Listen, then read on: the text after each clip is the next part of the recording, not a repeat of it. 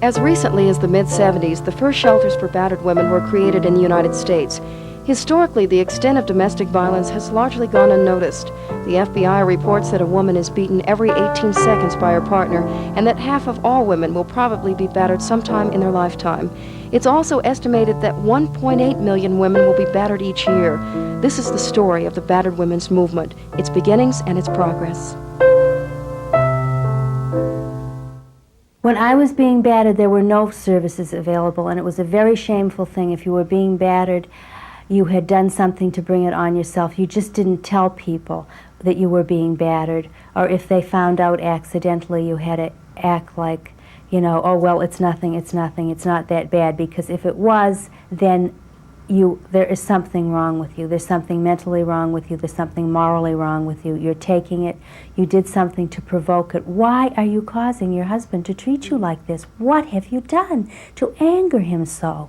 And I would make sure that the slippers was on and that the food was done on time. It wasn't burnt, that there was a beer can on the end table and the paper was sitting on the chair. And that did not stop the battering. And nothing did. There was this one particular time that... It was a classic case. I felt like I was the only person in the world this was happening to. I never told anybody. I felt very embarrassed. And I really believed that this was only happening to me. And as the years went on, the violence got progressively worse. If anything goes wrong with the marriage, it's the woman's fault. She must have done something wrong. So she's always trying to figure out what I did wrong. And I guess one woman said to me at night I was sound asleep in bed, and he came home and started beating me up. And I thought, there's nothing I did to provoke that attack. It's not an anger problem that men have, or, you know, a problem in how they learn to deal with their emotions, or if we can just get them to feel or talk about their feelings, that battering will stop. Battering is a tactic that is used always against oppressed people to maintain the status quo, and the battered women's movement defines it as that. Violence, or the threat of violence, is controlling women's lives. That's been clear to me for a long, long time. And as a woman, that violence is always out there waiting for me. Last May, Jane Campbell was shot to death outside a local gas station. Her ex-husband now faces murder charges. Last November, Nicholas Boyd admitted guilt in the strangulation death of his ex-wife, Debra Boyd. And last night, 2 more people died. In all 3 cases, police had before received calls from the women saying their lives had been threatened or they'd been assaulted. Still, each of them ended up murdered. We can no longer let the institutions of the society give a message that violence is okay and that you can get by with it.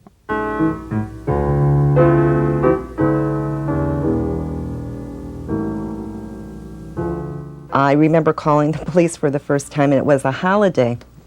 And they arrived, and their attitude was that I was overreacting, and they told me to be calm, and that this guy, you know, it's a holiday, and he just had a little too much to drink, and what are you making a big deal out of this for? I was still a teenager then. I didn't really know anything about, you know, the law or anything. There was no law anyway to know anything about. But,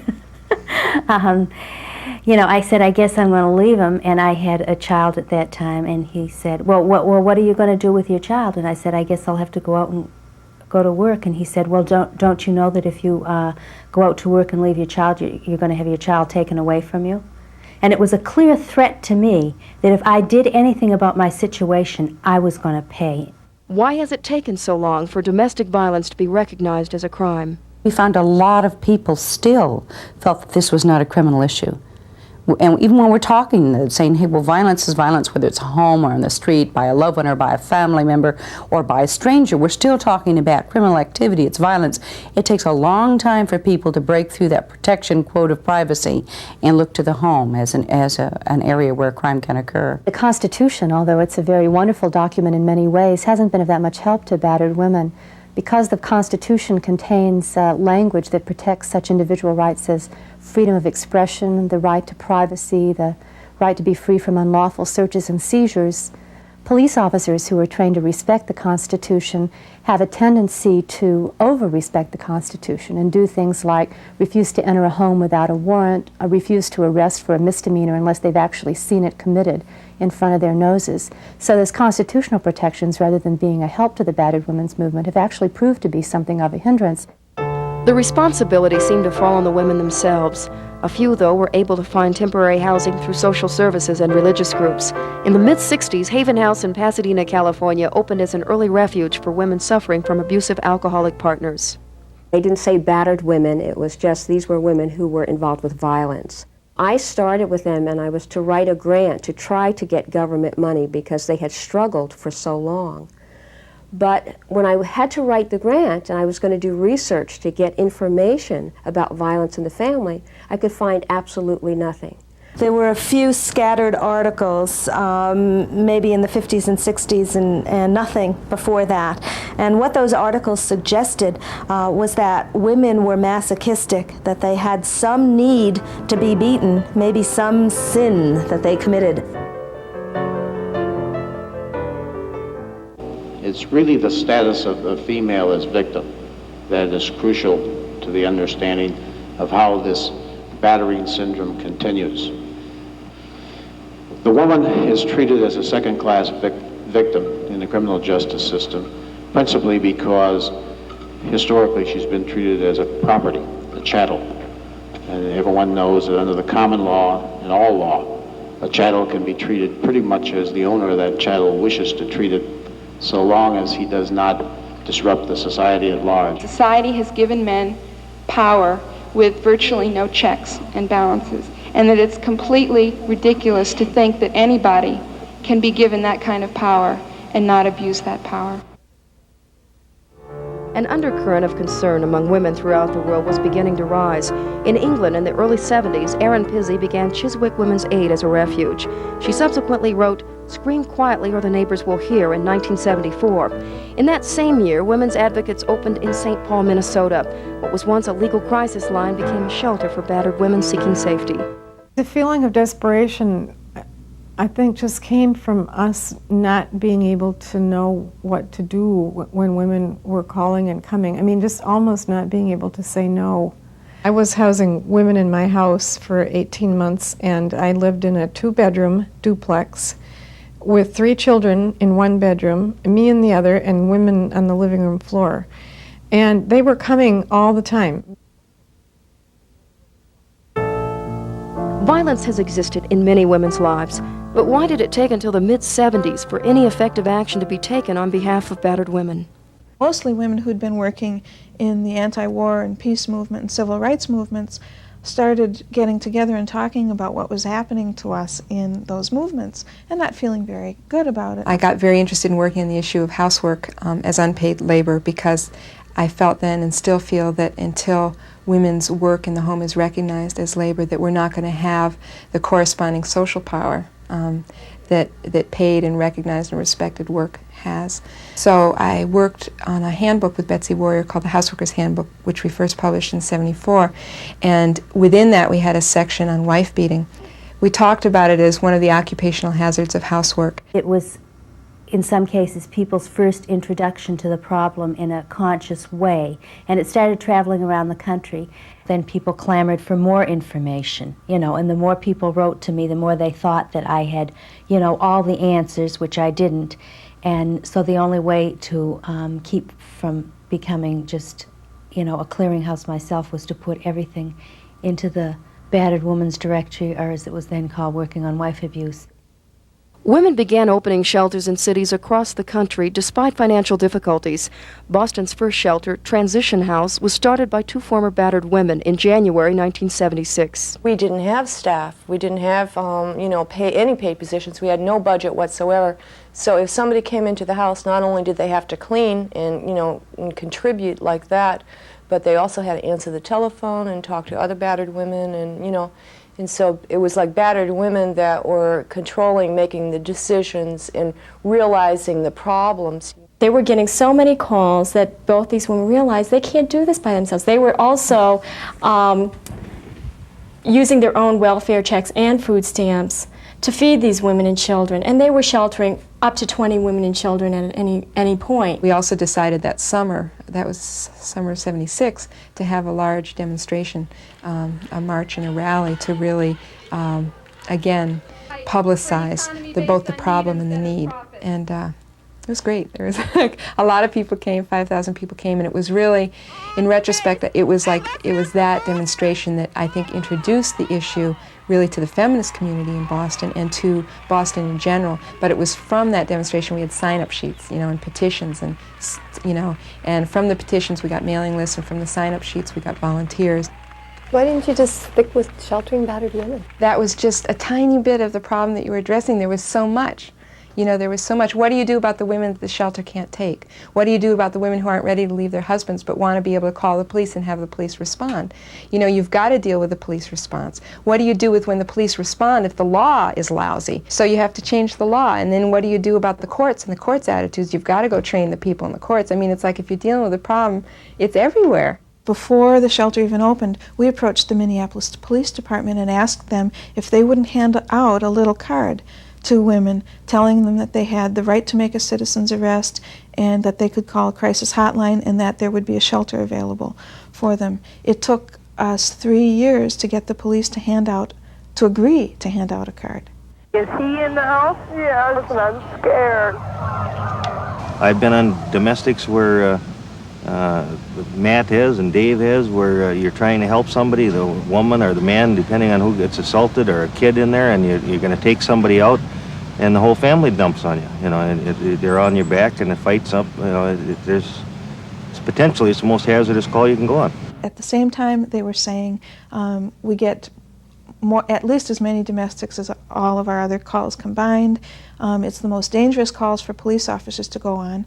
I don't know why the connection was never made that if it's dangerous for police officers to go on, it must be dangerous for the woman in the situation.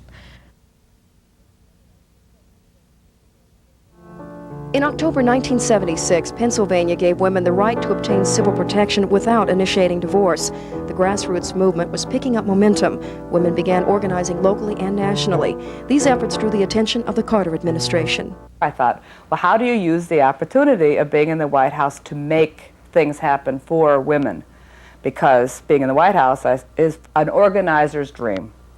All of us spend our life pulling at people to get them involved, and here I was now in the place that no matter what I asked people to come to, they came. Even if they hated the president, didn't like the issue, didn't have money, they got there. So the day before the first White House meeting, we had a meeting, all of us who'd come from all over the country to give testimony, and we knew that we were only given 3 minutes each to present testimony at this meeting. We said, this is insane, you can't say anything of substance. So what we did was we came up with a group outline of what needed to be said, and we just did a division of labor, which group wants to say what, and we set up an order. And so we took over the meeting, right? And we got to say everything we wanted to say in the order that we wanted to say it. It was fantastic. A lot of people who began to think about building a movement and taking what was going on locally and turning it into something statewide and then turning it into something national were women who had really self-consciously worked on being community organizers and saw themselves, and being feminist organizers and saw themselves that way. And I think that lots of skills and lots of organizing activity happened very quickly because of those previous experiences and because there was this women's movement alive in the country, and you could just build on a lot of support. There are just 2,000 convention delegates, but thousands more have gathered to support or oppose the convention agenda.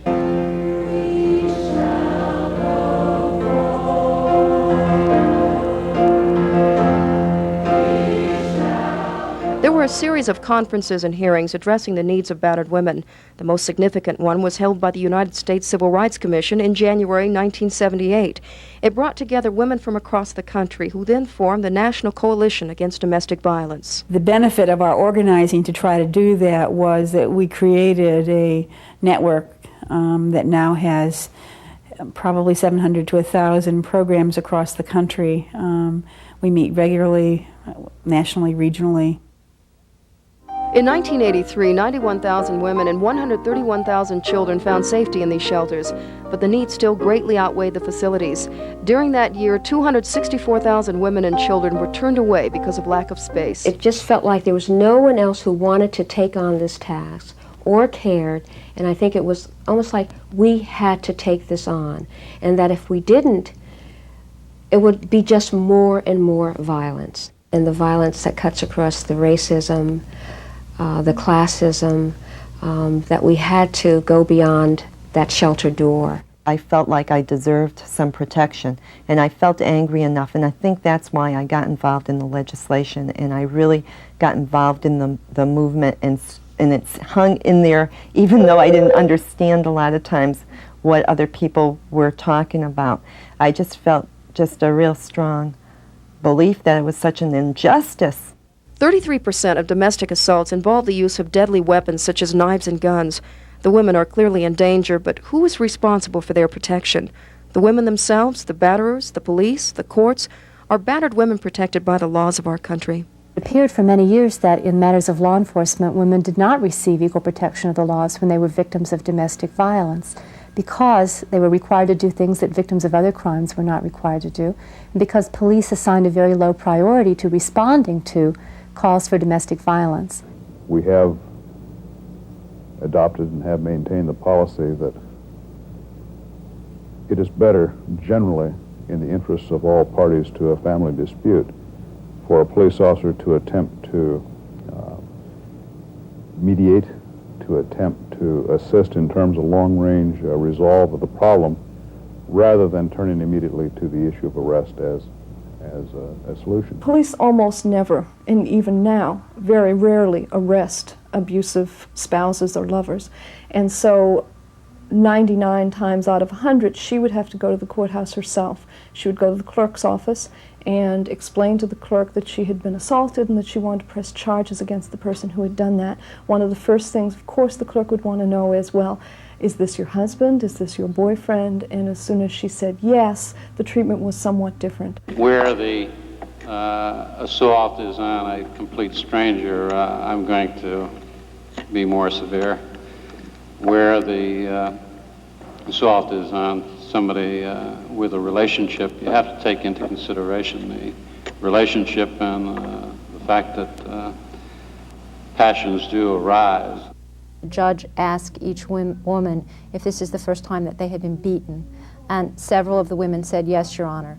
And the judge said, well, it's the first time, it's not serious, don't ever do it again, I don't want to see your faces in this courtroom again, case dismissed. So she, being very smart, said to him, no, Your Honor, this is not the first time I've ever been beaten up. I've been beaten up many times. I need some kind of court protection. And he turned to her and said, well, if you've been beaten up so many times before, you must enjoy it. There's nothing I can do to help you. And that was the kind of double bind, I think, that so many women felt, that no matter what they did, it got turned against them, that this was called a private matter, a family matter. Go home, you can take this. It's not serious, and the community will do nothing to stop it. And I think the batterer got a profound message that there are no consequences to this behavior, and this is behavior in this society you can get by with. I think the law enforcement as well as judges reflected the values of the community. And I think the community had a lot of these myths that have to be dispelled. The myths such as the woman enjoys the violence, that's why she stays. Or the woman provokes violence. Well, you know, with the disfigurement, the terrible broken bones that you see, you can't imagine what provocation could incite this. Or that the woman could leave if she wanted to. This is another myth that we saw continually. I think these myths were held by people, and because they held them, they were absolutely stagnant from doing anything further because they felt that this was what the woman wanted, or that the woman chose this person and they have to live with their choice. Well, you wouldn't ask somebody to live with a murderer that was going to murder them. That's how bizarre, but they didn't think these problems through. In 1978, Minnesota set a precedent by adopting one of the first probable cause arrest policies. The policy, of course, mandates arrest where the officer does have probable cause to believe that there has been a violation of the act. On the other hand, of course, it is just a policy. It is not the law. The work of thousands of people across the country has brought about significant changes for battered women. 43 states now have civil protection orders without initiating divorce. 33 states have expanded police powers to arrest, and 29 states have appropriated funds for services for victims of family violence. Yet no federal laws exist to protect battered women. Each year, since 1978, legislation has been introduced in Congress without passage. I think women's constitutional rights are violated every single day, and I think that Massachusetts is not an extraordinary state. I think it probably happens across the entire country. I think you would only have to sit in a district court or a probate court or a superior court and hear some of these cases to see that in many instances they're not taken seriously. You know, a lot of times people ask me, well, do you think women should prosecute? Do you think they'll be treated better? In some areas I think they will be now. But in some areas, it's real difficult to hang in there and prosecute.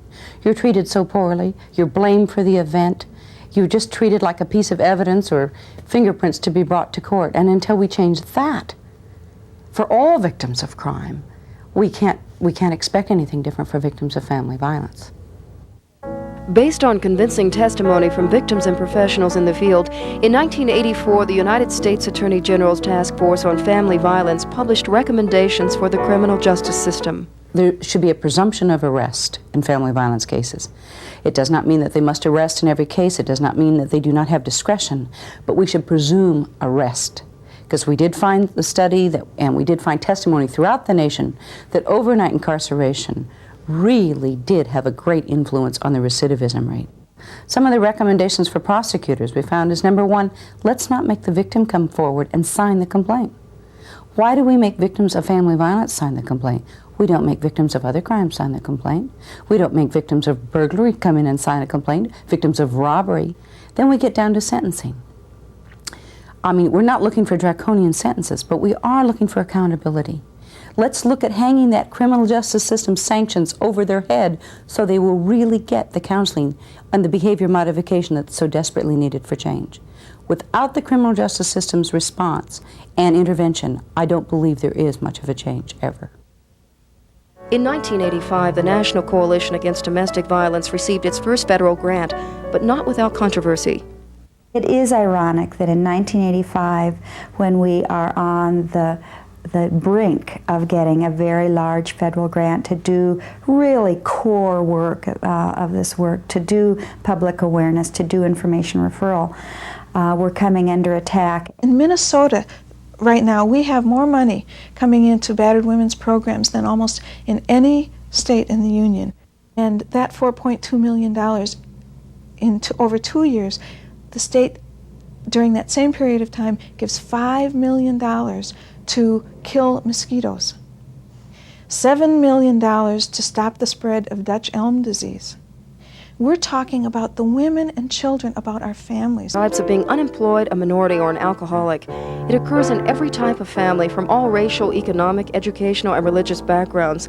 Programs for abusive men have become an important part of the effort to end the cycle of violence. As a community, we can no longer afford the overwhelming cost in lives and resources lost to us because men persist in believing that the cause of their violent behavior is their mate's or another person's action.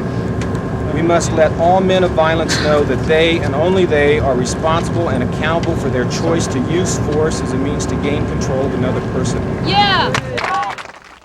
Most people who have studied the men, and that's very few to date, believe that men batter women because they are allowed to, because nobody stops them, because they learn in their own homes or in our society that violence is a resource that men can resort to. This Battered Women's Movement is a movement to end violence against women and children. It's not a movement just to deliver services and patches and that kind of thing. It's actually a movement to end violence. And what we have learned in this movement is that we can't work just then with battered women in shelter, that we have to work on every issue that affects women, because we live in a society that considers women inferior, and it acts us out. Why are we studying the defects in women who get battered? We should be studying the nature of men's oppression of women in this society and how the different forms that men use to maintain that power imbalance. And it's not just physically hitting, it's doctors' wives who are disproportionately in psych wards. It's all of the women who are on Valium who who are being battered in the same way of a woman who's getting a fist in her face, that there's a tremendous amount of ways that men are able to dominate and control women. And that's what we're trying to redefine this issue as, that it isn't an issue of who had a feeling this week. It changes the whole way society looks at violence, to say that this has been behavior that we have allowed and tolerated, to now say this is a community responsibility. This is no longer private. This is no longer because she didn't behave properly. This is because men have been taught and society has reinforced the view that this is tolerated behavior that you can do to women. And we're changing the whole notion of what is acceptable behavior. And I think that we've provided a lot of needed services. We've made it a lot easier for women who are victims of violence to get help. But I think that the dominant ethic of society, on one level, people feel like they should talk about it differently, but on another level, I don't think that men are behaving a whole lot differently. I think the courts and the police in some places are responding differently, but I think the ethic is still there, and I think it will be there until, as a movement and as a group, we're out there powerfully and we're saying powerfully, you know, we're not going to tolerate this, and that if the system doesn't stop it, that we will, you know, that we will picket in front of the homes of men, you know, who batter, or we will in some way hold men who batter accountable for their actions.